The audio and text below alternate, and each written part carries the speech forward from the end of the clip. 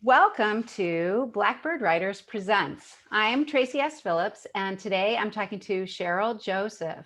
She is an award-winning middle grade mystery writer of the Botanic Hill Mystery Series. Welcome, Sherrill. Tracey, thanks for inviting me. Yeah. Well, it's so great to talk to you. I love this book, and I don't usually read middle grade, fiction, but I loved your characters and the setting, and it was so fun. I would absolutely recommend it to any adult who loves mysteries. Thank you. Yeah. Nutmeg Street is the first book in the Botanic Hill series, and what I loved is that you don't need to be a kid to read it. So tell us about your inspiration. Well, back in about fourth grade, I fell in love with Nancy Drew mystery stories, and I read them every chance I could get. Sometimes missing dinner. My mom would have to come find me because I had my nose in a book. And I just loved reading as a kid, and I got into college and I majored in English Lit and got my degree in it, and then taught literacy for 35 years in the San Diego City schools here where I still live. And in the back of my mind, I always wanted to be a published author, and I knew I could write. So when I retired in 2013, I started to write, and that's kind of how it came about. I also missed my students, and I had in my last year of teaching some of the best students I'd ever had in my whole career. They were fourth and fifth graders, and they were very responsible and respectful and kind to one another. And I was watching them one day and I thought, I'd like to use these kids as role models when I write. So that's where my detectives came from. So that's a little bit about my inspiration for writing, and then where my detectives actually came from too. Oh, that's so cool. Yeah. So you probably think of those kids now when you write these books. I do. In fact, I dedicated Nutmeg Street, Egyptian Secrets to all my former students. Yeah.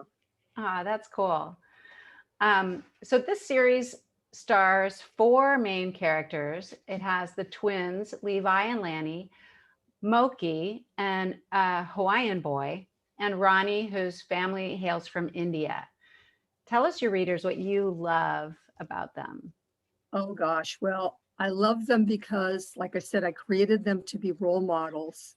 And I think I've pulled it off. At least some of the award companies like Mom's Choice like them because of that. The kids, all 4 of the detectives are very responsible and respectful, and they're very smart. And the girls are very smart, and they don't let the boys take the lead. So I wanted girls to see that too. Yeah. But I also wanted a balance between girls and boys, so because I wanted all kids to feel like they could find something in my books. I also love that these kids are comfortable around all ages. A couple of characters in the first 4 books that start the mysteries that hire the kids are elderly. One in Nutmeg Street, the woman is Mrs. Thornsley's in her 70s. Yeah. And coming up in book 4, which I'm currently writing, the man who hires the kids is 85 years old.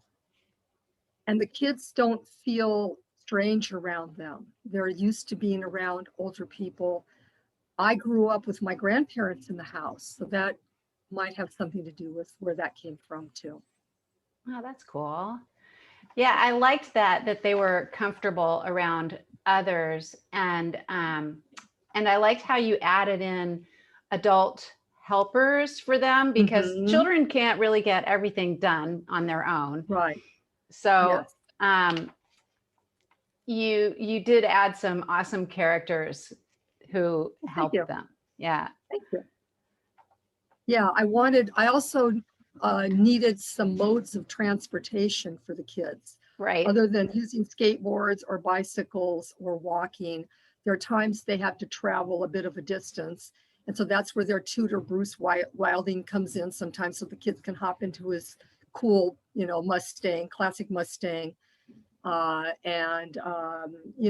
then of course there's Uncle Rocky, who is kind of the chief cook and bottle washer at the house. And he's kind of a cool guy. And I just wanted kids to see, my audience to see that there are adults out there who are helpers, you know, as Mr. Rogers would say, look for the helpers, in the community. And I wanted to surround these kids with helpers. Yeah. But they Yeah. also, each of your characters also has an advantage, right? Talk about that. Well, probably, let's see. Ronnie has synesthesia, and Moki is convinced that she can use that to help them solve their cases. In case you don't know what that is, synesthesia is considered an extrasensory ability, not a disability. And it occurs when a person's born and they have extra connections in the brain between usually unrelated senses. In Ronnie's case, and I have it too. That's why Ronnie has it. Yeah. Um, Ours are for hearing and tasting, which is a very unusual form of synesthesia. In fact, it's called lexical gustatory. It's very, very, very rare. So when we hear or read a word or a name, we taste something. In You and fact, your character Ronnie both? yes. And in my books, when Ronnie describes what she's tasting, that's what I'm tasting. That's where it comes from. I don't have Wow. to I don't have to stretch too far to find that. That's kind of one of the nice things I don't have to stretch too far for. Yeah. That's really Um, cool. yeah, some people see colors when they see words, numbers, or hear music. And I did some research on it. There's about something like 2% of the world's population has some form of synesthesia. There are many different forms of it, but only about 0.2% has the lexical gustatory With the type taste. that Ronnie and I have. Yeah. Wow. Yeah, no, I thought that was really kind of cool thing, Thank you. and she can use that to help maybe figure out who the criminal is. Well, yeah, she often tastes things, and then Moki will go, see, you tasted that before when so and so happened, Yeah. and Lanny's real name, by the way, is Lanyon, which was my great grandmother's maiden name. That's where I got his name.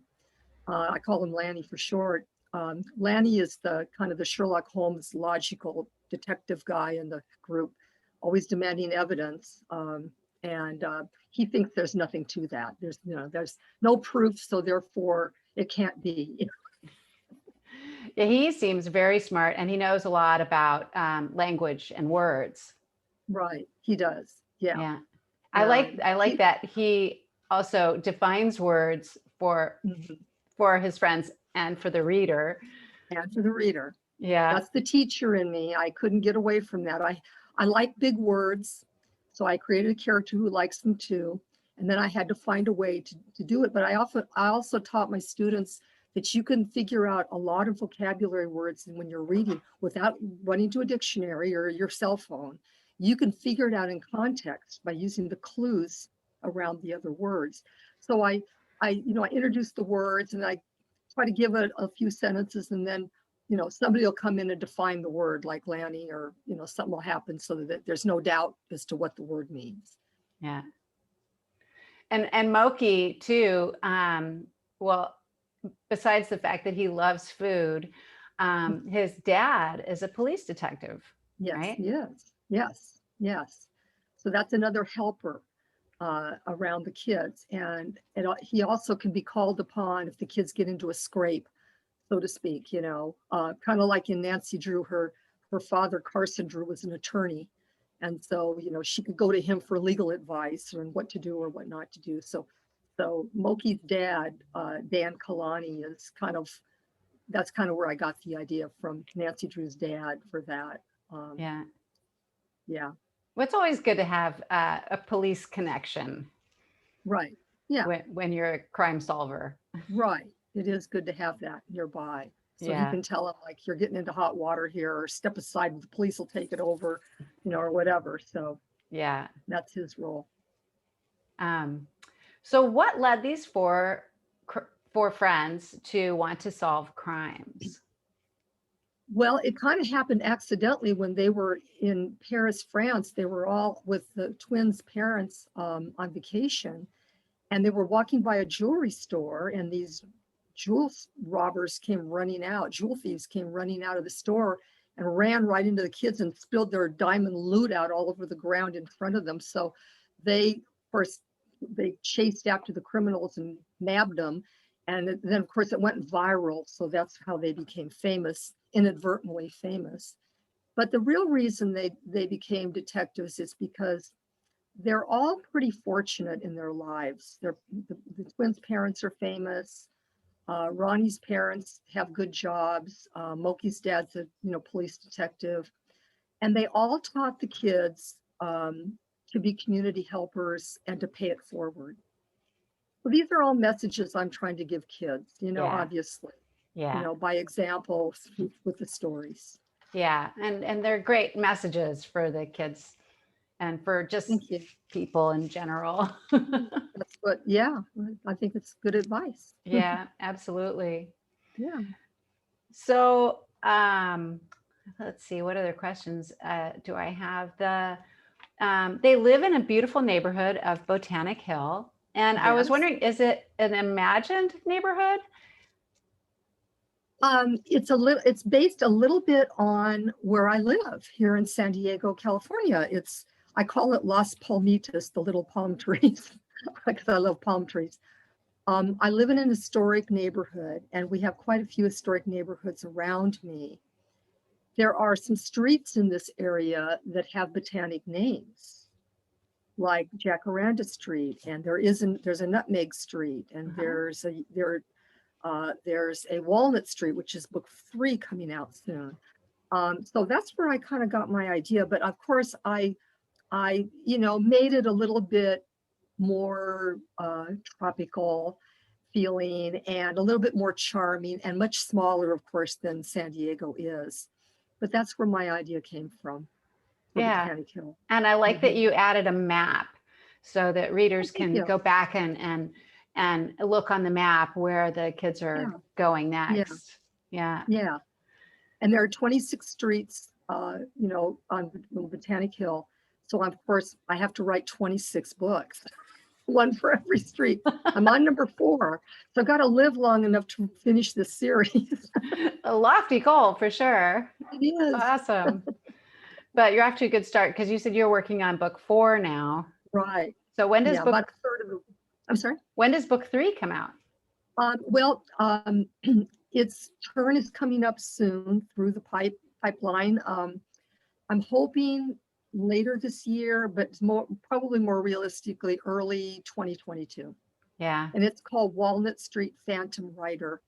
And it takes place east of San Diego. We have a town out in the mountains here called Julian, which was a gold mining town. In fact, they still get gold from there. And so the story is set in there, but I changed the name of the town. Yeah. Yeah. Oh, very cool. So do you need to do much research for your books? That's a good question. It goes right along with what I just said. Yeah. Yeah, I do. With Nutmeg Street, I had to research about Egypt, reptiles, specifically different kinds of cobras, even tortoises. I had to research because Ronnie has a pet tortoise in the story. In book 2, I had to research about emeralds and gemstones of antiquity. In book 3, I had to do a lot of research about the gold rush in California and a man named Bass Reeves, who was one of the first Black sheriffs in the United States, who came to California during the gold rush to keep order. And one of the characters in the book is kind of him. He's like a descendant. The characters are descendants of a man who was like Bass Reeves. He's African American. And then in book 4, it has Pearl Harbor tie-ins. Oh, So of course, I had to do a lot of research about Pearl Harbor and Japanese Americans and the internment camps and all of that. So yes, I do a lot of research. I love to write about things I know, but I also like to write about things I don't know because it gives me an opportunity to learn, and I love to learn. yeah. Mm-hmm. Yeah, I love the Egyptian tie-in for Nutmeg Oh, Street. thank you. Yeah. I had fun with that. And the details were great, talking about Thank the you. Egyptian gods and rulers and Thank different you. things. Thanks. Yeah. So your readers might want to know what you do when you need to take a break from writing. I go over to a park near me. It's about 3 blocks away. I walk over, and a couple times a week I take exercise classes over there with a group, with a socially distanced exercise outdoor group. We do a little yoga with it, a little weight training with it, stretches, that kind of thing. But I mainly walk. I get out and take some long walks, either alone or with my dog. Jimmy Lamb Chop is my dog. I'll walk with him.